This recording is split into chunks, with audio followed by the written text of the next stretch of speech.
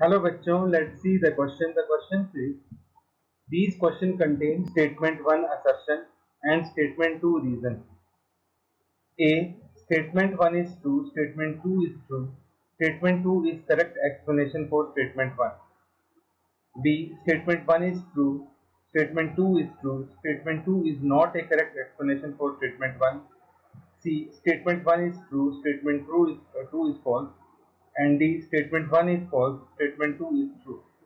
Statement 1. First group basic radical are precipitated as their chlorides because statement 2. The solubility product of these chlorides are more than the solubility product of their basic radical chlorides. तो हमें ये बताना है कि first group radical जो है क्या वो क्लोराइड की फॉर्म में प्रेसिपिटेट होते हैं, क्योंकि उनका KSP बहुत ज़्यादा होता है. तो first of all we will write down the key concept which is the group reagent for group first cation is dilute HCl. dilute HCl को यूज करके हम इन कैटायंस को डिटर्मिनेट करते हैं. सो dilute HCl जो है that is the group reagent for us, and the cation of group 1 are.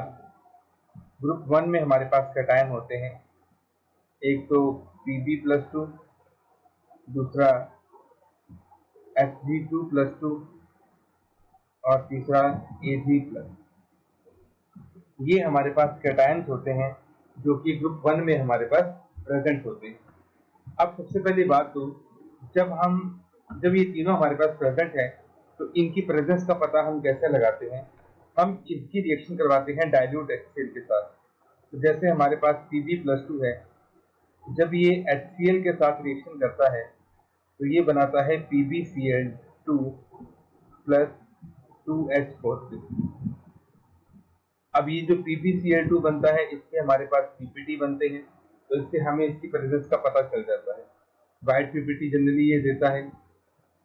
अब same इसी तरह से जो Hg2 पॉजिटिव हमारे पास है ये भी HCl के साथ रिएक्शन करता है और इससे हमें मिलता है Hg2Cl2 plus 2H positive.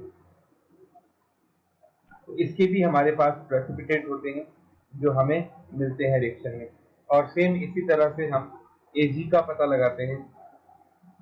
Ag plus की रिएक्शन कुछ इस तरह से रहती है, Ag plus HCl dilute. Here we will get AgCl plus H positive. तो ये जो AgCl हमारे पास बनता है इसके हमारे पास प्रेसिपिटेट बनते हैं. तो इस तरह से हमने ये देखा that all the cation of group 1 precipitate as chloride. ठीक है, तो ये क्लोराइड की फॉर्म में प्रेसिपिटेट होते हैं. इसका मतलब जो स्टेटमेंट हमें दी गई है वो स्टेटमेंट हमारे पास करेक्ट है. Now these cation precipitate as chloride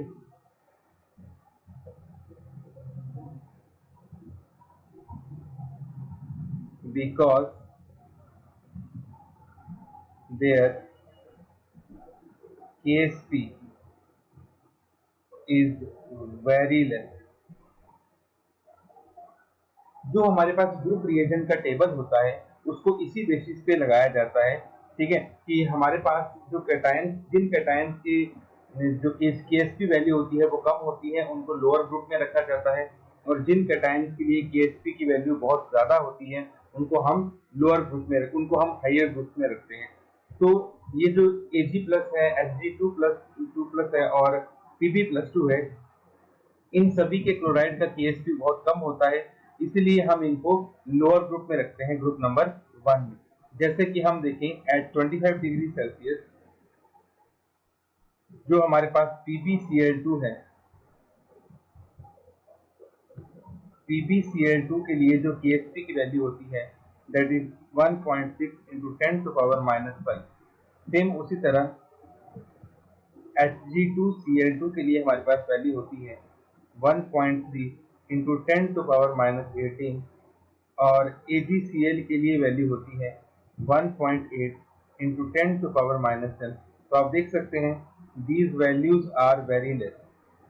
तो इनका KSP बहुत कम होता है, इसीलिए इनको हम ग्रुप 1 में रखते हैं। तो इसका मतलब जो स्टेटमेंट हमें दी गई है 2 नंबर पे, वो स्टेटमेंट हमारे पास रॉन्ग है, जबकि फर्स्ट स्टेटमेंट हमारे पास करेक्ट है।